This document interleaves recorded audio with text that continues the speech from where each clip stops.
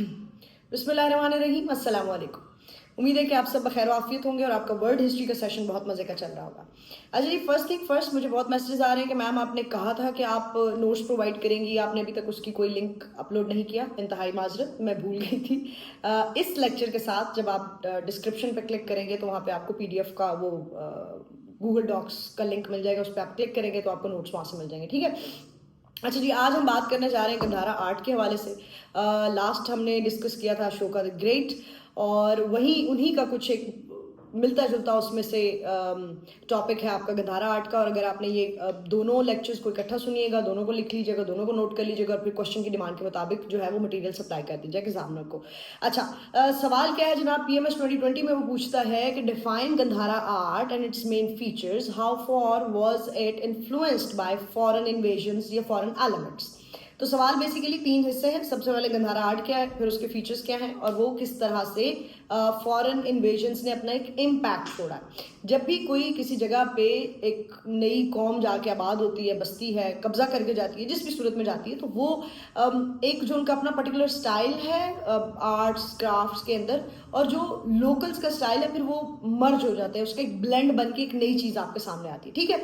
अच्छा, तो बेसिकली ये जो गंधारा का रीजन है वो तो आपका पाकिस्तान और मॉडर्न डे पाकिस्तान और अफगानिस्तान का रीजन काउंट होता है, ठीक। अच्छा, अब इसके अंदर इन्वेजन्स क्या क्या थी, इसमें आपको पर्शियन स्टाइल्स नजर आते हैं, इसमें आपको इंडियन स्टाइल्स नजर आते हैं, हेलेनिस्टिक स्टाइल्स नजर आते हैं, यानी कि ग्रीको रोमन स्टाइल्स आपको यहाँ पे नजर आएंगे, और कुछ सेंट्रल एशियन रीजन की भी इसमें आपको चीज़ें नजर आएंगी। तो ये सारा रीजन में जो आर्ट डेवलप होता है, पहली चीज तो ये कि डेवलप हुआ है over the period of 600 years, 6 सदियों के अंदर ये पूरा आर्ट आपके सामने डेवलप होकर तैयार हुआ है, जिसको हम आज स्टडी करने जा रहे हैं। अच्छा, दूसरी बात ये यूनिक इस हवाले से है कि बुद्धा की बहुत ही मुख्तलिफ डिपिक्शंस हमें यहाँ पे नजर आती हैं। जॉन मार्शल ने इस हवाले से कहा कि Gandhara art is a complex fusion of Indian, Persian and Greek styles created over a period of more than 6 centuries. ठीक है, यानी कि वो मैं नहीं कह रही ये 600 साल में बना है, ये जॉन मार्शल कह रहे हैं। आज एक डेफिनेशन ऑफ गंधारा की तरफ। गंधारा कहते हैं कि संस्कृत के लफ्ज गंधा से निकला है, जिसका मतलब है फ्रेग्रेंट या एरोमेटिक या परफ्यूम्ड। अब ये लफ्ज इसलिए इस्तेमाल हुआ है क्योंकि हम उगाते थे स्पाइसेस, एरोमेटिक प्लांट्स उगाते थे, तो इस वजह से इस रीजन को परफ्यूम्ड कहा जाने लगा, जिसकी वजह से इस सारे को गंधारा कहा जाता है। दूसरी एक थ्योरी है कि जी 1st सेंचुरी के पार्थियन किंग हैं गोंडोफ्रेयर्स, जिनका नाम है, वो यहाँ पर रूल करते, तो प्रॉब्ली गंधारा हमने उनके नाम से निकाल के अखज किया है, तो ये दोनों माखज हो सकते हैं इस गंधारा सिविलाइजेशन या गंधारा आर्ट के। अब आप भी दोनों लिख दीजिएगा, आगे एग्जामिनर की मर्जी है, ठीक है।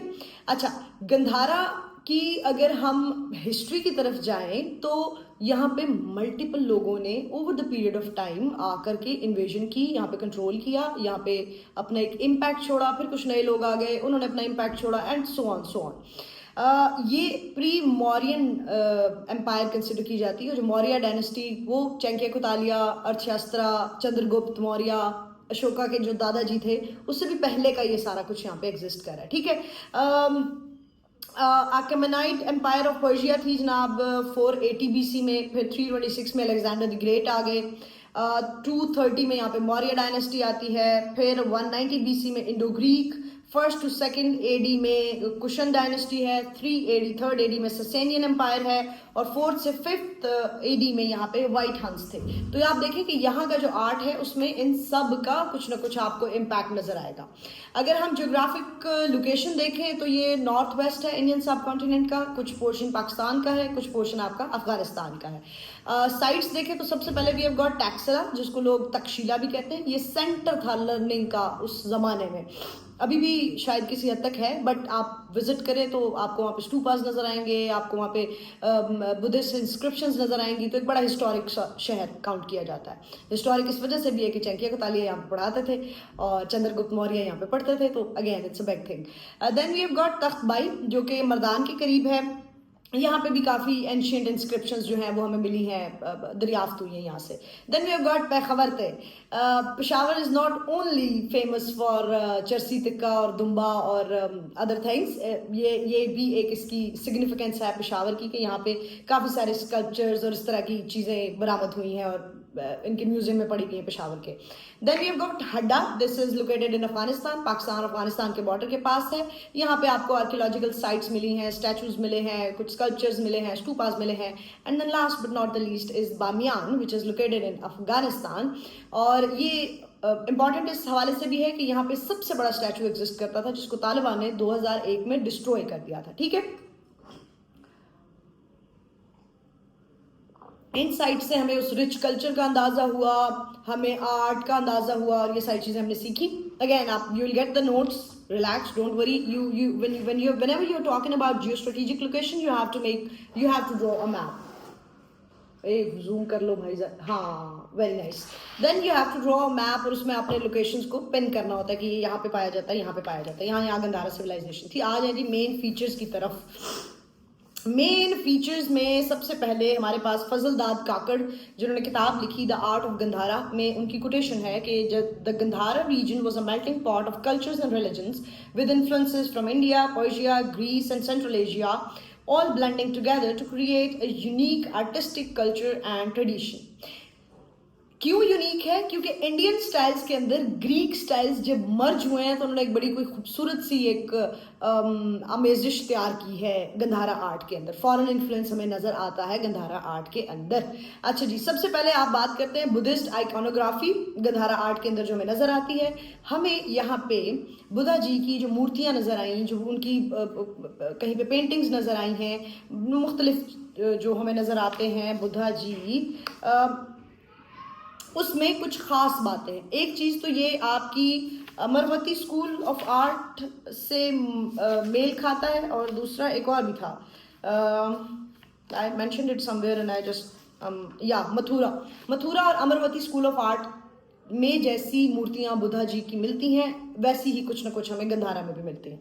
अच्छा, गंधारा में जो बुद्धा जी की मूर्तियां मिली हैं उनमें खास बात यह है कि बुद्धा जी स्टैंडिंग स्टाइल्स में भी हैं, सिटिंग पोजीशंस में भी, हैंड पोजीशंस या हैंड मुद्रास जिसके लिए लफ्ज़ आप इस्तेमाल करते हैं वो उनके डिफरेंट हैं।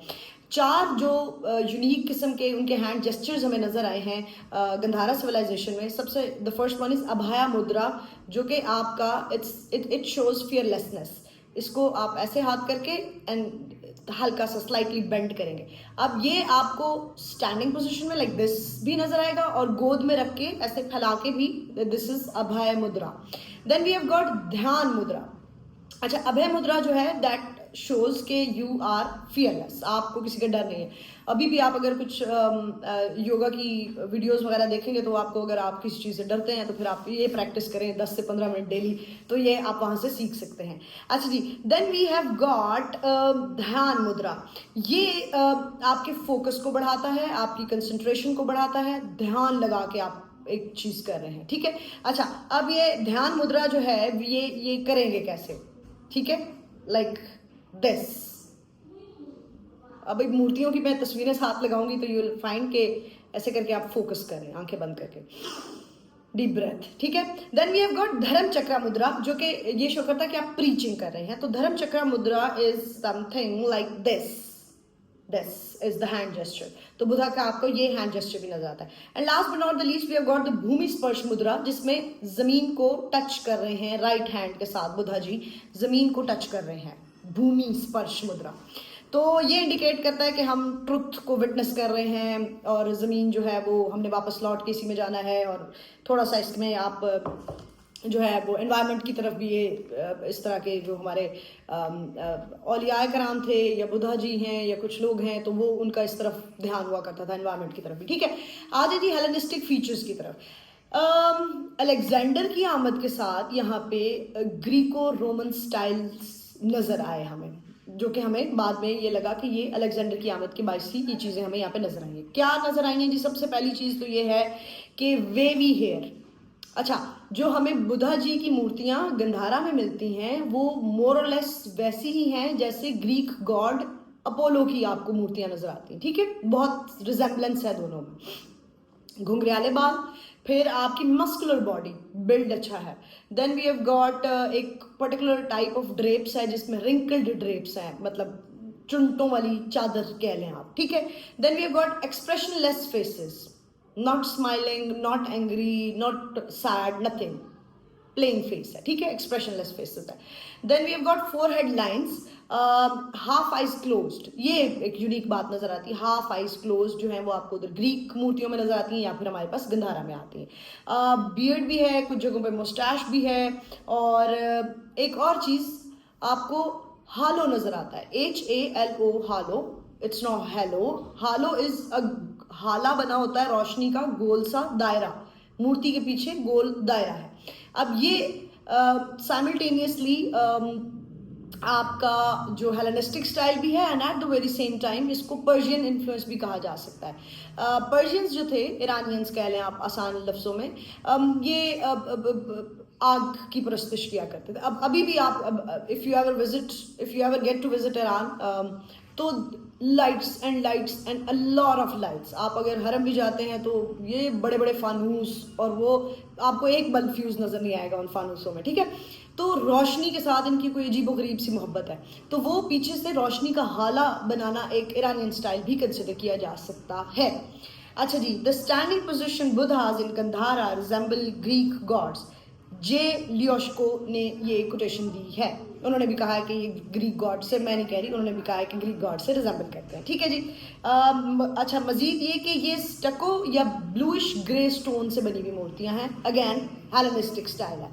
अच्छा, इंडियन एलिमेंट्स की तरफ आ जाए तो बसाव का जो है वो यहाँ पे बिंदी, हम तो बिंदी ही कहते हैं, गॉड नोज के इसकी मेरे ख्याल से काफ़ी सिग्निफिकेंस है। हमारे जो हिंदू बहन भाई हैं, लाइक प्रॉब्ली यहाँ से आप कंट्रोल करते हैं कुछ चीज़ों को, एनर्जीज़ को, और what ever the may be the exact details, because मेरा मज़हब नहीं है तो मुझे नहीं पता होगा, और मैं इस पर मज़ीद चानन डालने से इज्तनाब करना चाहूँगी, सिंस हम किसी के ऐसे साथ को मजरूह नहीं करना चाहते।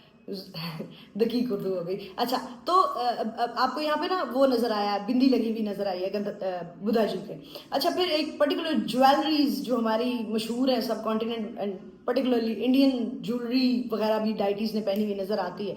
और अगेन जो बुद्धाज आपको मिले हैं वो आपके मथुरा और अमरावती स्कूल ऑफ आर्ट से बहुत रिजेंबल करते हैं।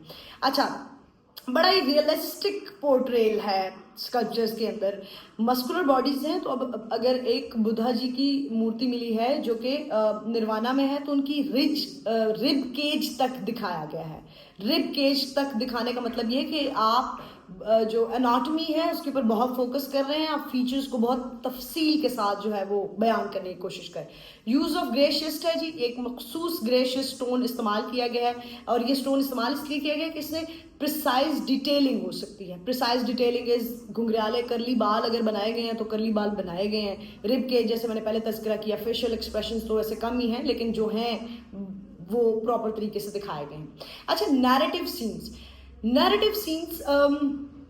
इट्स नॉट जस्ट वन मूर्ति और वन पिक्चर और वन पेंटिंग, एक मल्टीपल फिगर्स के साथ एक पेंटिंग या फिगर नजर आएगा आपको, जिसके अंदर एक पूरी स्टोरी एलेबोरेट हो रही है। इसको जातका टेल्स भी कहते हैं, उस पर भी आते हैं आगे, थीम्स हैं जो गंधारा आर्ट की।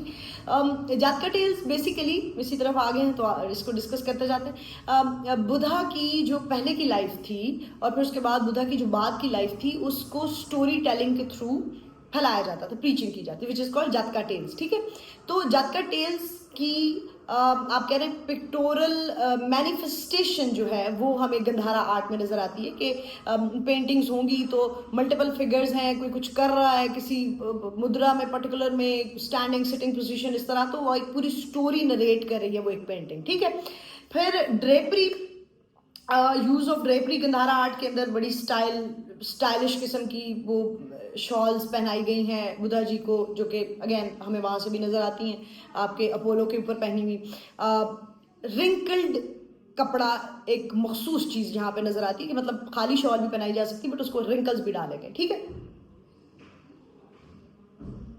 डिफरेंट आसन्स में आपको बुद्धा जी नज़र आते हैं, क्रॉस लेग बैठे हुए नज़र आते हैं, स्टैंडिंग पोजिशन में नज़र आते हैं, और variety of hand gestures, variety of positions जिससे ये नजर आते हैं कि उनके डिफरेंट मूड्स को डिपिक्ट करती हुई पिक्चर्स जो हैं।